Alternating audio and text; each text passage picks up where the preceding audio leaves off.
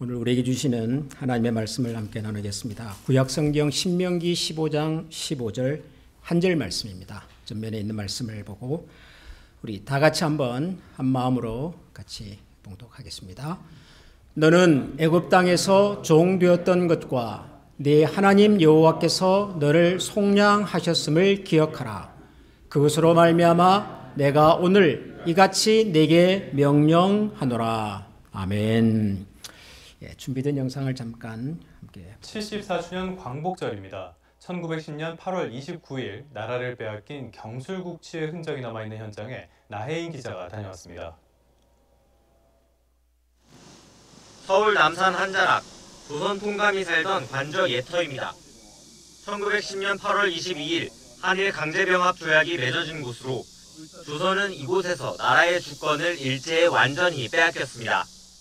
일제는 일주일 뒤인 8월 29일 마치 우리 민족이 식민 통치에 동의한 것처럼 포장해 공포했습니다. 22일 날 했는데 발표는 일주일 후에 해요. 29일 날. 왜냐면 바로 이제 발표하면 어떤 사태가 벌어질지 모르니까. 그 앞에 세워진 기석.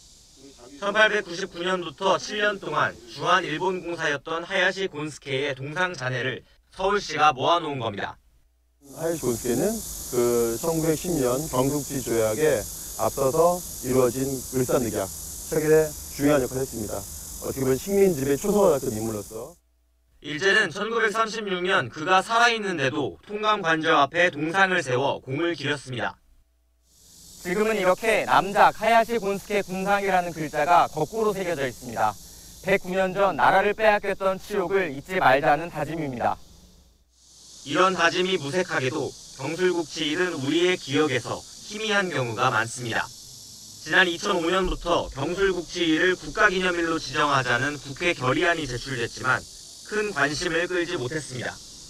경술국치가 며칠 날 일어나는 건지 무슨 일인지는 들어본 일 없으세요? 예. 여긴 그냥 구경만 해가지고. 근데 전 잘 몰랐어요. 장소 같은 건 잘 안 알려줘서.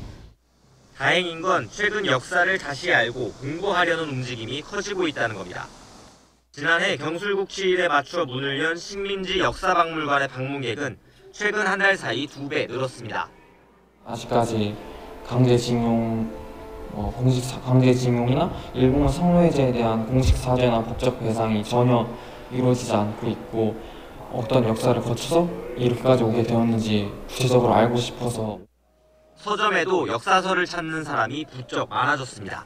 국화와 칼이라는 책이랑 학교에서 가르쳐주지 않는 일본사라는 책이 있는데 시국에 조금 맞물려서 찾으시는 분들이 많으셔서 좀 추가로 진열을 했고요.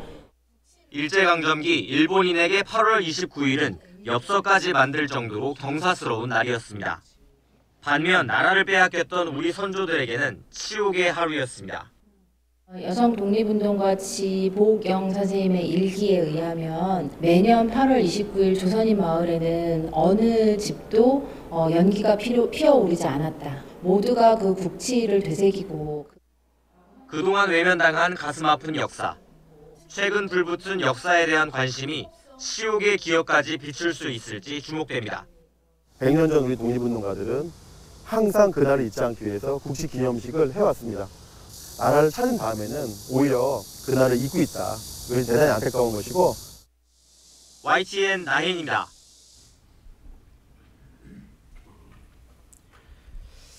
예, 8.15 기념식을 이제 하는 날인데요, 오늘이. 8.15 기념을 왜 해야 되는지, 어떻게 해야 되는지, 사실 세월이 흐르면서 좀 많이 희미해져 간다. 그런 생각을 좀 합니다. 사실 오늘 오후에 이제 브렉스빌 파크에서 우리 클리블랜드 한인회가 중심이 된 8.15 기념 행사가 있습니다만은 예전에는 제가 처음 우리 교회 이제 부임해 왔을 때만 해도 오늘 아침이 되면 교회가 들썩들썩해요.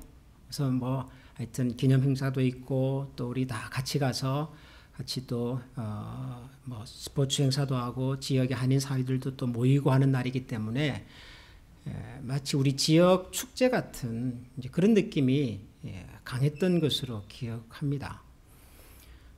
그런데 이제 지금은 거의 이 날을 기억하시는 분들이 없는 것 같고, 더군다나 이제 팬데믹 지나면서 지역 행사를 또 못하다 보니까 더더군다나, 그래서 뭐 교회에서 이렇게 광고를 하니까 오늘이 그날인가 보다 생각을 하지만, 아마 대부분의 우리 한인분들은 오늘이 어떤 날인지, 또 우리가 어떻게 이 날을 맞이해야 되는지 생각이 그렇게 많지가 않으신 것 같습니다. 그나마 가보면, 오늘 가보시면 아시겠지만 대부분 우리 이민 1세대 어른들, 그분들이 중심이지요. 우리 젊은 사람들, 우리 자녀들은 잘 보이지 않습니다. 그러나 사실 우리는 이 날을 잊어서도 안 되고 또 잊을 수도 없지요.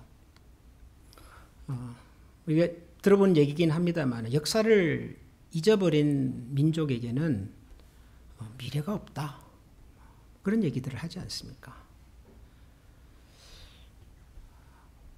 한 나라가 역사를 잊어버리는 것은 한 개인이 기억을 잃어버리는 것보다 훨씬 더 불행하다, 그런 얘기도 있거든요. 사실 한 개인이 기억을 잃어버리면 그 개인의 불행으로 끝나겠지만, 한 나라가, 한 민족이 역사를 잃어버리면 그 불행은 그 민족, 그 나라, 그의 미래 세대가 또 고스란히 짊어지고 가야 하기 때문에, 그래서 전 세계 여러 나라들은, 많은 민족들은 자신들의 지난 역사를 잊지 않으려고 정말 노력을 많이 하죠. 아마 그걸 세계에서 가장 잘하는 사람들은 이스라엘 사람들, 유대인들일 겁니다. 그 예루살렘에 가면, 우리 미국 같으면은 그 알링턴 묘지 같은, 그분들이 이것을 할 에르츠를, 기억의 언덕이라고 부릅니다. 여기 가면 홀로코스트 기념관이죠. 이스라엘 말로 야드 바셈, 우리는 이름들을 기억한다 라는 뜻의 야드 바셈 홀로코스트 기념관이 있습니다. 2차 세전 당시에 희생당했던 600만 유태인들의 흔적들을, 유적들을 다 모아가지고 그분들의 사진, 500명의 희생자의 사진을 천장에다가 붙여놓고 그날을 기억하자 하는 곳입니다. 이게 이스라엘만 있는 것이 아니라 전범국가 독일 베를린에도 있습니다. 홀로코스트 기념관은 이렇게 거대한 돌들을 통해서 이름 없이 희생당했던 수많은 사람들을 기립니다. 여러분, 워싱턴 DC에 가도 있습니다. DC에 가도 홀로코스트 기념관이 있습니다. 그리고 우리가 살고 있는 클리블랜드에도 있습니다. 비치우드에 가보시면 마르트 뮤지엄이라고 하는 박물관이 하나 있는데요. 여러분, 여기 들어가 보시면 2차 대전 당시에 희생당했던 그분들의 흔적들이 있습니다. 그분들의 사진이 있고 그분들이 남겼던 기록들이 있습니다. 그리고 그런 곳에 가면 언제나 이런 글귀가 있습니다. 우리는 그들을 용서합니다. 그러나 결코 잊지 않겠습니다. Never, never again. 그들의 슬픈 역사를 잊지 않고 기억하려고 했던 그 어떤 처절한 몸부림들이, 노력들이 어쩌면 지금 우리가 알고 있는 저 이스라엘이라고 하는 나라를, 국가 공동체를 만든 것이 아닌가, 그런 생각도 하게 되죠. 그들은 역사를 통해서 역사를 기억해야 한다는 것을 뼈저리게 배웠고, 또 뿐만 아니라 그들이 믿는 하나님의 말씀에서도 너희들은 지난 날들을 기억하라는 말씀을 가슴 깊이 새겼기 때문입니다. 오늘 우리가 읽은 이 신명기 15장 15절 말씀이 그런 말씀 중에 하나입니다. 아주 대표적인 말씀이죠. 제가 다시 한번 읽어보겠습니다. 너는 애굽 땅에서 종되었던 것과 네 하나님 여호와께서 너를 속량하셨음을 기억하라. 그것으로 말미암아 내가 오늘 이같이 내게 명령하노라. 신명기라고 하는 성경은 이스라엘 백성들이 출애굽을 해서 광야를 다 지나고 난 다음에 이제 요단강을 건너면 가나안 땅이죠. 바로 그 요단강 앞에서 마지막으로 하나님께서 모세를 통하여 이스라엘 백성들에게 주셨던 말씀이 그 신명기입니다. 이제 그들이 요단강을 건너 가나안 땅에 들어가면 그들은 약속의 땅에서 하나님께서 약속하신 새로운 나라를, 새로운 세상을 만들 텐데, 새로운 국가를 건설해 갈 건데, 그런 새로운 세상과 새로운 나라를 만들기 전에 하나님께서 그 이스라엘 백성들에게 그 사회와 그 나라의 밑그림이 될 수 있는 말씀으로 주시는 것이 신명기라는 말씀이에요. 한 국가의 청사진과도 같은 말씀인 거죠. 여러분, 나라를 세우기 위해서 제일 먼저 하는 것 중에 하나는 그 나라를 어떤 원리로 운영해 갈 건가, 경영해 갈 건가를 만드는 겁니다. 그것을 우리가 헌법이라고 그러잖아요. 헌법, constitution. 대한민국도 대한민국이라고 하는 나라가 만들어지기 전에, 대한민국이라는 정부가 만들어지기 전에 먼저 했던 일이 있습니다. 여러분 아십니까? 재헌국회라는 게 있었습니다. 나라의 법을 만드는 국회가 먼저 만들어졌고, 그 재헌국회가 공포되고 난 다음에 대한민국이라는 나라가 드디어 등장을 하는 겁니다. 재헌국회의 임시의장이 이승만 당시 의장이셨고요. 그분이 대한민국의 또 첫 번째 대통령이 되기도 했죠. 그러니까 신명기라고 하는 이 말씀은 마치 앞으로 이스라엘이라고 하는 공동체를 가나안 땅에 세워갈 때 그 나라를 어떤 원리로, 어떤 바탕과 정신 위에 세워갈 건가, 하나님께서 모세를 통해서 일러주셨던 말씀이 그게 신명기예요. 근데 그 신명기의 말씀에 오늘 우리가 읽을 이런 말씀이 있습니다. 너는 애굽 땅에서 종되었던 것과 네 하나님 여호와께서 너를 속량하셨음을, 속량은 구원이라고 하는 말이죠. 구원하셨음을 기억하라. 그것으로 말미암아 내가 오늘 이같이 내게 명령하노라. 기억하라. 뭘 기억하라 그러죠? 두 가지를 기억하랍니다. 첫째는 애굽 땅에서 종되었던 것. 두 번째는 내 하나님 여호와께서 너를 구원하셨다는 사실을, 이 두 가지를 기억하라고 말씀하십니다. 어떻게 보면 비슷한 얘기 같아요. 애굽 땅에서 종되었던 것을 기억하고 또 그런 우리를 구원하신 하나님을 기억하라. 이게 똑같은 얘기 같은데 가만 들여다보면 서로 다른 이야기죠. 하나는 애굽에서 종되었던 것을 기억하라는 것이고, 또 하나는 뭐죠? 그런 우리를 하나님이 구원하셨다, 해방하셨다라는 것을 기억하라는 겁니다. 하나님께서 우리를 구원하신 것을 기억하라. 이거는 충분히 이해가 되는 얘기죠. 하나님께서 우리를 구원해 주셨으니까 구원의 기쁨과 감격을 노래하는 것, 그거는 충분히 이해가 돼요. 뭐 우리도 기쁜 날, 우리 인생의 즐거운 날을 기념하지 않습니까? 생일, 뭐 결혼 기념일, 뭐 우리 아이가 뭐 대학을 졸업했던 날, 우리 교회 같으면 교회 설립 기념일, 우리가 10월 첫 번째 주일을 교회 설립 기념일로 또 기념하잖아요. 그러니까 즐거운 날, 좋은 날, 뭐 이런 날을 기념하는 것, 기억하는 것은 그 충분히 이해가 되죠. 그런데 하나님께서는 그 전에 먼저 뭘 기억하라고 말씀하셨냐 그러면, 너희가 애굽 땅에서 종되었던 것을, 이집트에서 너희가 종살이했던 것도 기억하라 그러셨어요. 애굽에서의 종살이, 이것은 사실 기억하기 싫은 기억이죠.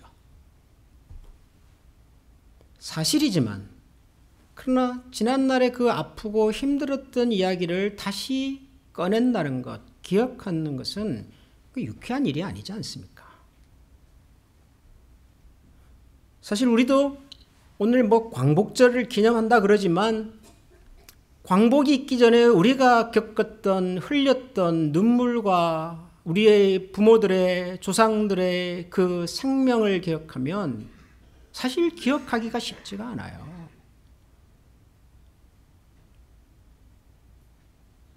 전쟁터에 강제로 징집되어 갔던 우리의 아버지들, 우리의 할아버지들이 계시잖아요.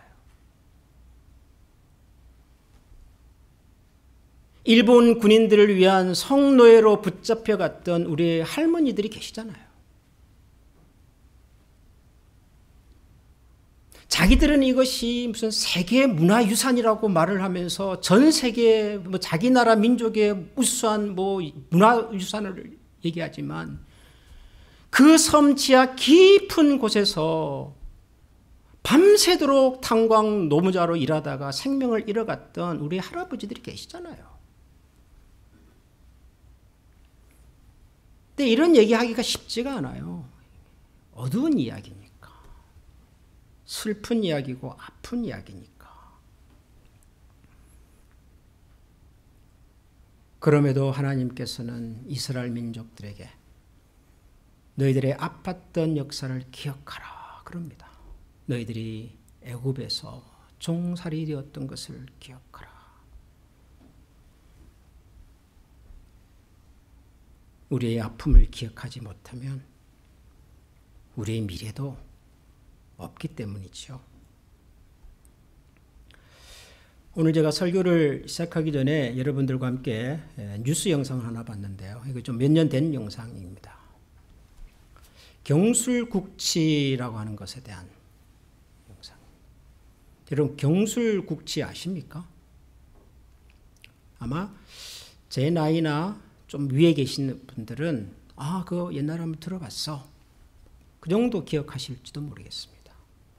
죄송하지만 저보다 조금 젊으신 분들은 많이 젊으신 분들은 우리 라이트하우스 미니스트리 자녀들은 이게 무슨 말인지 경술국치, 경술련에 일어났던 국가적인 부끄러움 그런 뜻이잖아요.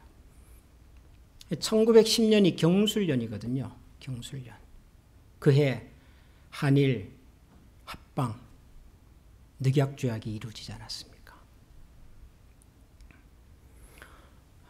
영상에서도 소개가 됐지만 당시 군사권, 외교권, 그 모든 권리가 이미 다 1905년 을산 늑약으로 다 박탈되고 난 정말 허수아비 같은 조선 제국 대표와 일본 제국 대표가 합의했다고 하는 문서죠. 합의. 그날 그 일이 선포되고 난 다음에 조선 땅에서는 많은 사람들이 스스로 목숨을 끊습니다. 탁지부 대신 민영환 이분은 스스로 목숨을 끊고요. 한성부 판윤 조병세 이분도 95세의 할아버지신데도 불구하고 스스로 목숨을 끊습니다. 의병을 지도했던 면함 최익현 이런 분들. 황현이라고 하는 선비는 나라가 망했는데 한 사람도 자결을 하지 않는다면 이게 말이 되겠냐? 그러면서 스스로 목숨을 끊습니다. 그리고 그날 이후로 매년 8월 29일이 되면 조선 땅에서는 영상에도 소개가 된 것처럼 연기가 피어오르질 않습니다. 이런 날 우리가 무슨 염치로 밥을 지어 먹을 수가 있겠냐? 우리가 무슨 염치로 따뜻한 밥을 해 먹을 수가 있겠냐? 1919년 3.1 만세운동이 끝나고 난 다음에 상해에 대한민국 임시정부가 수립이 되죠. 그 임시정부는 1945년 8월 15일 해방이 될 때까지 매년 8월 29일을 경술국치 기념식을 거행을 했습니다. 우리가 이 날을 잊어서는 안 된다. 우리가 절대로 그날의 부끄러움을 잊어서는 안 된다.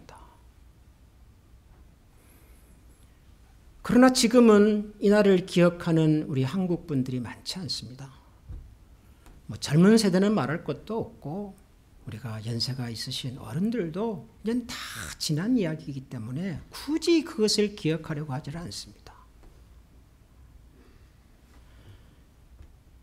우리가 이렇게 잊어버리는 사이에 어떤 일이 벌어지고 있는지 여러분 아십니까? 여러분 지난 5월 일본에서 G7 정상회의라는 것이 열렸잖아요. 그렇죠? 미국의 바이든 대통령, 독일의 총리, 영국의 수상, 세계 각국의 정상 7분이 모여서 회의를 했는데요. 어디서 했죠? 히로시마에서 했습니다. 히로시마. 그리고 그 회의를 시작하는 첫날 G7 정상들은 다 히로시마에 있는 원폭 기념공원을 방문을 합니다. 그리고 그 뉴스는 전 세계를 통해서 다 퍼지죠. 무슨 메시지를 전한 겁니까? 일본은 우리는 원폭의 피해자입니다. 우리는 2차 세계대전의 피해자입니다.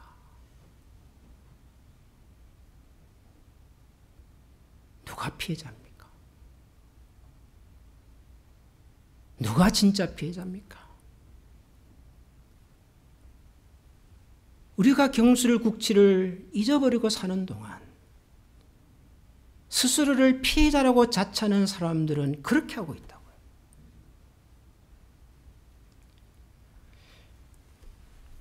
그래서 참 이런 광복절이다 혹은 3.1절이다 이런 시간이 돌아오면 이 한인 목회자로서 미국에서 살고 있는 이 한인으로서 참 이걸 어떻게 얘기를 해야 되나 고민이 참 많아요. 사실 미국에 사는 우리 한인분들에게 광복절이 무슨 의미가 있고 3.1절이 무슨 의미가 있을까? 하기야 요즘 뉴스 들어보니까 한국도 만만치는 않더라고요.